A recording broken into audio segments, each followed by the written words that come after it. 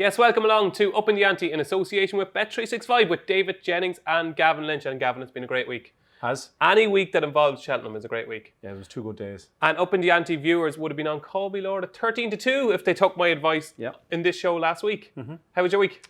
Not too bad. Bad news and very bad news. You've bad news and very bad news. Yeah. Okay, give me the bad news first. I mentioned here about a month ago, Alpha Mix to back him the next time he ran. So he was 8-1 Sunday in Navan. Backed him, had him in a load of multiples. Everything else got beat. So I actually lost money on the day with an 8-1 winner. So that takes some. Was it the first leg of the multiples or towards the end? Yeah, the first one, yeah. Oh, that is a sick. So anyway, we got over that. And it was 8-1? Yeah. You should have backed it singly. I should. Oh, I did, but. So that's the bad news. What could the really, really bad news be? 14th wedding anniversary yesterday. Why is that bad news? Because I forgot. You didn't. I did. You forgot your wedding anniversary? Yeah. Now, sure. That would be the silent treatment for a week if I did that to Aoife. Well, you're not married a year yet, so you're all right. I know. You did the clever thing. You got married New Year's Day, so you'll never be able to forget. That was the main reason why I got married New Year's Day. Yeah, so you won't You'll forget. never forget your wedding anniversary. Look, I'm sure plenty of lads have forgotten, so. You should have got married on Christmas Day. Yeah, I should. And is she back talking to you? Yeah, no, she just laughed. She laughed about it? Yeah. She must be cracked, is she? Yeah, no, she's a saint, She yeah. married you? Mm. Gavin, as ever, we're going to start off with our questions from the crowd. And the first one this week is from D. Gill. And it's a very interesting one from D. If Honeysuckle runs at the Dublin Racing Festival in the Irish Champion Hurdle and wins, do you think she might then go for the Champion Hurdle? Because, as D points out, if she runs in the Mayor's Hurdle at Cheltenham, she's taken on Benny to do. So it could even be a harder race than the Champion Hurdle. Yeah, I think it's a very good question. I was very intrigued by Henry's quote there a week or two back saying that it won't run on Christmas, but she'll run in either the Irish Champion Hurdle, the Red Mills Trial, or the Mayor's Conditions Hurdle in Punchestown in February. To me, if it runs in the Irish Champion Hurdle or the Red Mills, they'll have to be very tempted to go to the Champion. She's rated 158. She's going to get the £7. We'll say that puts her 165. The first and second favourites at the minute, Saldier and Classical Dream, are rated 160. So he has a point. I think there's maybe a 40-60 chance that she'll go for the Champion. I think there's a decent chance she might. Okay, if she beats Saldier or Sharjah or Classical Dream, any Willies in the Irish Champion Hurdle, and if she wins that race, you think she'll go for Champion Hurdle? Yeah, well, she'd be favourite, so yeah, why not? Yeah, but Apple Jade last year? Yeah, no, I think she'd have a right good chance in it, yeah. Okay, so that is Honeysuckle. Moving on to Joe Thomas. And Joe is talking about my old buddy, Mr. Fisher. One of your favourites, yeah. Who did me a turn on Saturday. With Mr. Fisher winning the Novice Chase at Cheltenham on Saturday, has that great performance revived your faith in Mr. Fisher? And it has. You're back on. Well, to be honest, a lot of things went wrong, I thought. Yeah. Didn't jump. Well, you could say that with the second horse as well. Good Bobby Boy was a bit funny too. He jumped to his right and stuff. But, Good Boy Bobby jumped a bit better then, did he? Yeah, sorry, yeah. But I thought with Mr. Fisher, I just thought it wasn't effortless. It was more kind of like, I never thought he was going to win until halfway up the run-in. Yeah. And the fact that he was able to handle that ground, he's going to be better on better ground. I think he's a work in progress. I really do. I think he's a horse that in 2 or 3 years' time could be the real deal.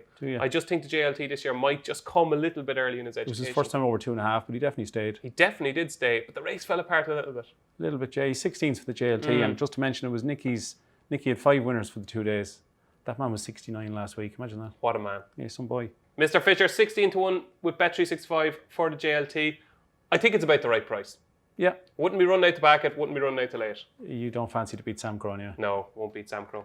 My 2 favourite. If that would be some reverse forecast now if the 2 of them finish first and second. Okay, our next question comes from Ruby Tuesday on Twitter, and it's about Envoy Allen. And he wants to know, with Andy Dufresne losing at Navan on Sunday, will that influence Gordon Elliott's decision with Envoy Allen? Will he try and step him up and trip? And does this completely rule out the Supreme for Envoy Allen? I was always hopeful that Envoy Allen would run in the Ballymore. I always felt that stepping up and trip would suit him, but it probably just makes it a little bit easier for Gordon's decision making. Abracadabras for the Supreme, Fury Road that you like for the Bartlett. I like him, yeah. So I'd say it'd be very, very difficult to see Envoy Allen beaten at Ballymore, wouldn't it? And are we giving up completely on Andy Dufresne? Is that it? Gone? Forget about him? He's 8-1 there to win the Ballymore. That's a terrible price. I mean, unless something... Shocking, yeah. Yeah, it's shocking. But first of all, he won't run the race. Yeah, you don't know whether he's going to step down or up and trip. Well, he's not going to step up and trip. No way. But, yeah, you couldn't be back in Andy Dufresne. Unless something pops up that he was injured or finished lame or there was some reason. But no, it wasn't good enough. No. And you are not the forgiving type, as we found out in earlier episodes of the show. And our fourth and final question this week comes from Stuart MacDonald on Twitter, and it's about our old favourite, Undeso. And he wants to know, do we think Willie Mullins should give Undeso another crack in the Champion Chase? I wouldn't see why not. The only thing is the ground would want to be very, very soft. He, as we all know, he likes it soft. Now, his two best performances were probably recently were in Punchestown both years. I think he's better 2 miles and let him just stride on. They held him up in last year's Ryanair. It didn't work. This year is actually possibly going to be his 6th Cheltenham in a row, which is an amazing stat. But I just think, 2 miles, if the ground was soft, just let him stride on. Yeah, I think so. I think that's the right race for him. He's turning 12 for the Ryanair. They do. And obviously they've Chacun Pour Soi, so it depends. I just can't see how he'll reverse that form with Defi Desoi. You reckon? No, he won't.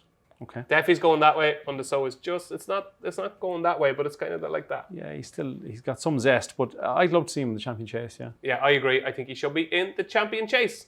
And now it's time for the week that was. This is the part of the show that Gavin Lynch puts most work into. He's studying videos for the last 48 hours for your benefit. Right, Gavin, where are we kicking off this week? We're going to start last Tuesday in Tramore, Dalcheetah.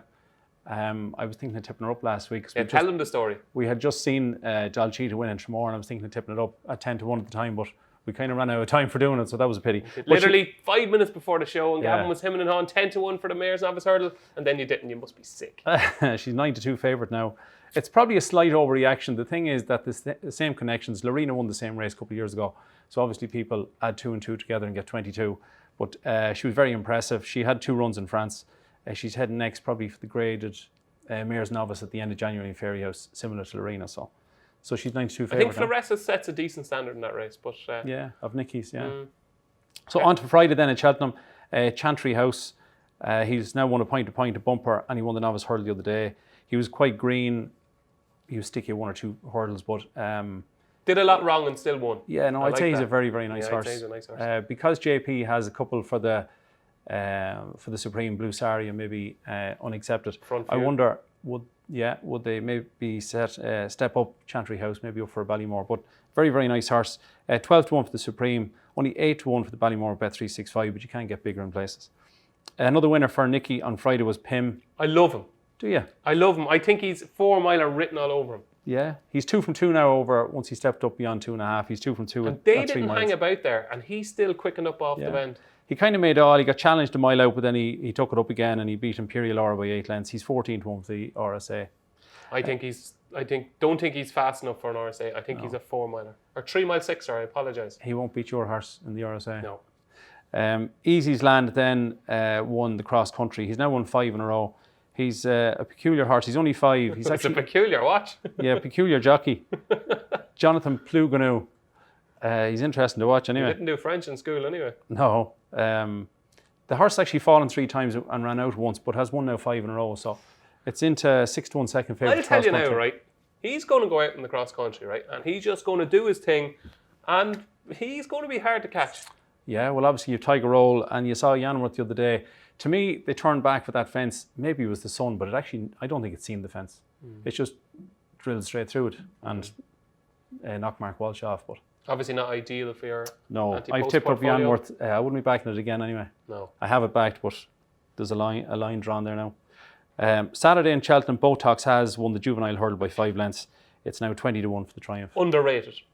Yeah, no, it had been second to All Mankind, the Skeleton horse, so that did that form no harm. Had he jumped better this day though? Yeah, so he won quite well. Mr. Fisher, we've mentioned. Redford Road won the Arbor Bartlett hurdle over 3 miles, won by a half length from Champagne Well, who had been second to Thyme Hill, so the form of that probably stands up quite well. And it's 16-1 for the Albert Bartlett. Call Me Lord, we have to talk about the International Hurdle.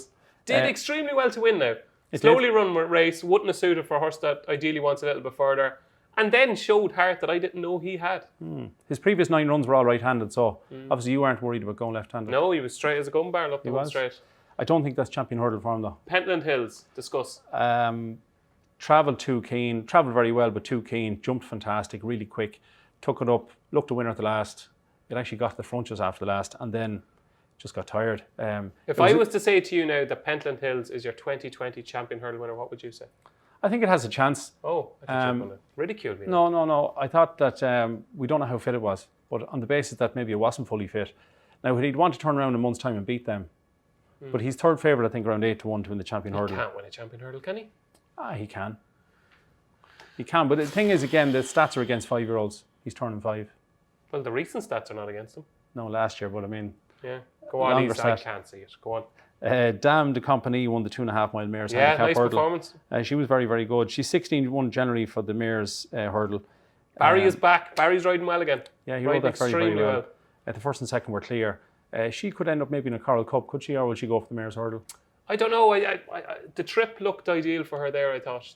That's 2 mile 5 Coral Cup. Yeah. That was 2.5 the other day. So, and then we're on to Doncaster on Saturday. Sam Spinner.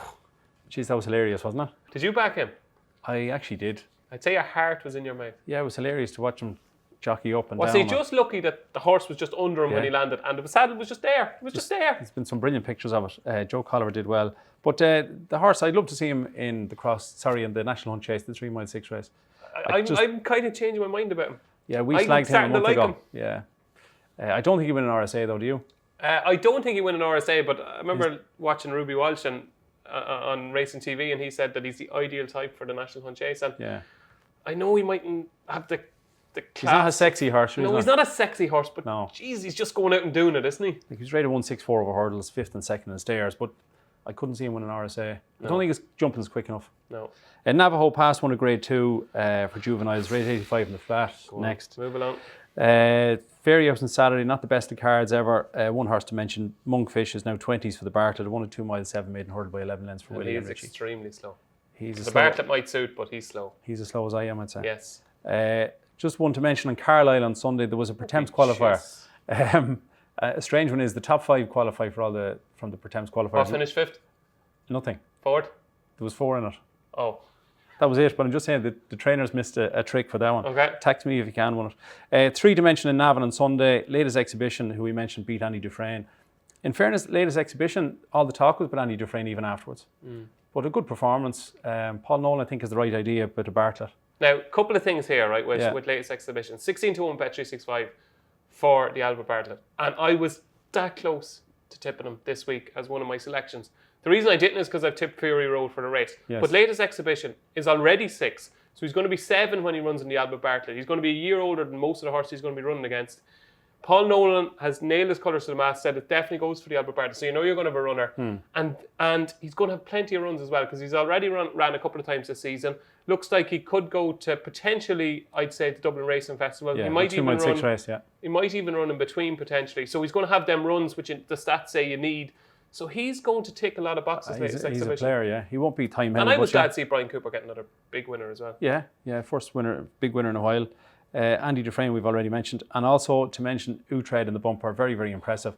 It's very seldom you see, most of the bumper winners that you see are generally stayers and they just stay to win a bumper. This horse actually had a change of gear. But as you say though, he's not. Yeah, Upping The Ante viewers, this show is about Cheltenham. Do not back Utrecht for any race at the Cheltenham Festival because he will not run. He doesn't qualify for the champion bumper because he's ran over hurdles. Doesn't even qualify for the Punchestown bumper because he's ran over hurdles. I would say this time next year we'll be standing here and we'll be talking about Utrecht as favourite for the Supreme Novice Hurdle, for the 2021 Supreme Novice Hurdle. I think he's that good. He's good, yeah. That was a brilliant performance, I think. Yeah, no, it was very good. So that was the week that was. That was the week that was. Now, Upping The Ante viewers, the time has come for our stat of the week. Yes, each week, Gavin Lynch delves deep into the Cheltenham Festival annals to try and find a stat that might help us try and find a winner at the 2020 Cheltenham Festival. And this week, Gavin? I picked the Ryanair Chase because later on, the horse I've tipped this week is in the Ryanair Chase. So. Are you going against my Min? I am, yeah. Min is a great chance, but I just thought there was something that maybe at a bigger price that was value. Okay, so let's hear these Ryanair stats. The stats, good thing for punters that 10 out of 12 winners, 10 out of the last 12 winners from the top 3 in the betting. Normally it's a bit of a minefield at this stage of the year because you don't know what's going to champion chases and gold cups and it changes around quite a lot, but it's a good stat at the end for punters. 10 of the 12 winners had at least one previous run in Cheltenham and 10 of the 12 had also won at Cheltenham, so that's interesting. Okay, so course form is key. Yeah. 11 of the 12 were rated 160 or above, and 4 out of the last 5 winners were 7-year-olds. I'm always on-to you about age. I just prefer back in younger horses. The one I've actually picked is a 6-year-old, but it has been running since 3, so it's the equivalent. Don't give it away. Okay. Don't give too much away. I'm not saying the name, but I'm just saying to you it's the equivalent of an English or Irish, say, 7-year-old. And does the horse that you've picked for later in the show fit all these stats? It does, yeah. Yeah, except the fact that it's 6 instead of 7 in January. Okay. But yeah, no, I'd be happy enough, yeah. Yep. So there you go. You're going to have to stay tuned to find out what Gavin Lynch's selection is in the Ryanair Chase. But that was Stat of the Week. So as you know by now, each week myself and Gavin try and dissect one of the main races at the Cheltenham Festival. And this week it is the turn of the RSA Chase. Yes, Gavin, we're going to have a look at the RSA, and it could be a vintage RSA, I think. It could. Betting at the moment, 11-4 Champ. He is your solid favourite Bet365. It's 8-1 Samcro. It is 10-1 Black Op and Manila Indo. It is 14-1 Sam Spinner. And then we're on to 16-1 Angel's Breath and 20-1 Danny Whizbag. And it is 25-1 Bar. So there's only one place to start. And I hope Mr. Richard Forrestal is watching this, because we're going to talk about Champ. Yes. You can start. Your favourite horse? Now, don't you dare say anything bad about this horse. Okay, I won't. 2 from 2 over fences, both in Newbury. Has been very good. His jumping is fine. It's not amazing, but it's good enough. Fine. Yeah, no, it's good. It's better than fine. It's all right. He lands running. I like that. Yeah. Both times you could have maybe thought that 3 out he looked in a bit of trouble, but he gets there in the end. That's what good horses do, Gavin. They were 2-6 and 2.5. 3 miles would definitely suit him better. He's won at 3 miles at Aintree. The one thing I've said before is I just don't know whether the old track will suit him. Turns in, you have a fence, the line. He just gets outpaced for half a furlong at some stage. So does he do it? I think he does, yeah. Barry just fills him up. But you saw that again in the Ballymore last week, got beat. Like, he's not champion the Wonder Horse now. Well, City Island beat him. Whoa. It's a different discipline. Did City Island beat him? Yes. Yes. But with Champ, right? Yeah. We look back at the race the last 8 Newbury. Like, so much went wrong, and he still had the class, the gears, the will to win, to get up and beat it. Like, we're talking about Black Hop here, the run of the race out in front, who's a Grade 1 winning horse, and he had the gears to beat him, given what went wrong. I thought that was an incredible performance. He's the right favourite. I just think his price is a dot short. If he was 4-1, I'd consider backing, but 11-4 to me is a bit short. I think on the day, I can see him win his next start, and I think on the day he's a 6-4 shot. Okay, what happens if Samco runs on it? Samcro won't run in this. No. Okay. Well, Gordon Elliott, who's his trainer, said that he is considering stepping him up to 3 mile. I don't think he will, but he has said that. So. Okay. Who would you back if Samcro ran against him? Oh, Champ. Against Samcro? Oh, Champ. I think if Champ ran in the Gold Cup, he'd have a proper chance. Okay. I think he's that good. Even as a novice? Yeah, I think he's exceptional. Right, Samcro, 8-1. I think he'll run in the JLT. Yeah, so do I. Yeah. If he does turn up here, what are we thinking? I think he's a massive danger. I think that if he turns in, he will be travelling better than Champ at some stage, no doubt. When they come to 2 out, Samcro will be hard on it, and Champ will be pushing and shoving. And Has Imperial Samcro got some very bad press over last year? He has. Well, he deserved it last year. Yeah. I mean, he was not from 3 last year. Lucky he can't read, isn't it? This year, Impressment Down Royal probably would have won the Drinmore. So probably would have won the Drinmore. But yeah, 2 exceptional horses in my head. I think I'd probably go for Samcro to beat Champ. Wow.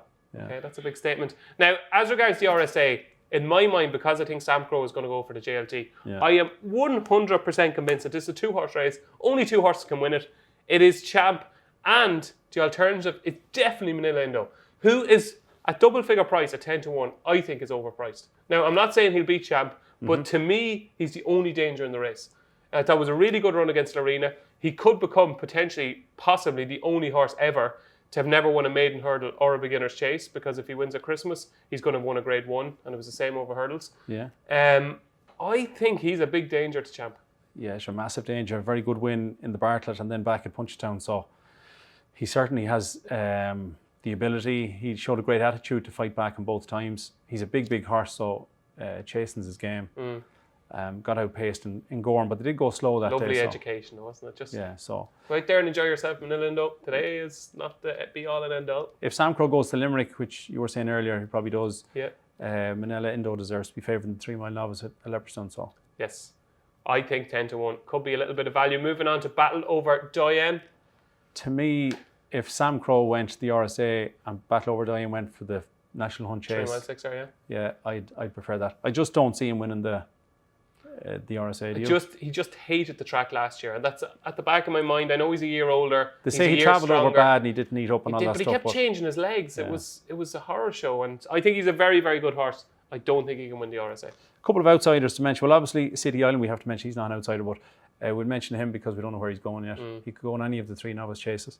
But 2 outsiders. Danny Whizbang was impressive the last day, I thought. He hasn't had many runs. And also, if a horse called Allaho appears at Christmas, Willie Mullins, he's 20-1, 25-1. He'd have a chance if he won his beginner's chase at Christmas. He's the one that finished second to Manila Indo and Punchestown, so he might have a chance. There you go. Remember the name Allaho. But right now, we're into December. Obviously, 2 months to go to Cheltenham Festival. What would your choice be at the moment? Champ is the right favourite, is the best way to put it. But I'd be very afraid if Sam Crow showed up here. Yeah, I don't think 11-4 Champ with Bet365 is the worst value in the world. I think he's the real deal. So what you want to know now is what's happening this week. And we've got a great 2-day meeting at Ascot on Friday and Saturday. And Gavin, this fits in lovely into the pre-Christmas schedule. Yeah, it just gives everybody a break for a few days till the madness starts next week. Yeah. It's certainly 2 days to look forward to. Sky Bet Supreme Trial. Ribble Valley is your show price 6-4 favourite with Bet365. Very, very impressive with Weatherby, I thought. It was, yeah. It won by 11 lengths from Sir Valentine, who had some decent form. So if he's going to be a Supreme Novice Hurdle candidate, he'd want to win easy on Friday. Yeah, I think he could. Yeah, he's definitely the right favourite. I won't back him now, but I'd be interested in watching. Okay, we've got a grade 2 Novice Chase, which sees Angel's Breath back to try and repeat his heroics at the track. And I say heroics because I thought that was a really good performance. Yeah, they went a mental gallop, first flow out in front for David Bass that day. They went so fast. Form Frank last Saturday as well. Yeah. Dashel Drasher has to give £3 to Angel Breath, which you probably won't be able to do. Even though tongue twister as well, isn't it? It's £6 lower in rating, so Angel's Breath is only 5 declared. It'll be odds on. It should win. Okay, that's Angel's Breath and Ribble Valley. Plenty of punters will be doing a double on those two on Friday. And moving on to Saturday, we've got the Marsh Hurdle registered as the Long Walk and the Red Hot. Favourite, of course, is Paisley Park, Gavin. Yeah, the money buyers will be out here. He's 4s on.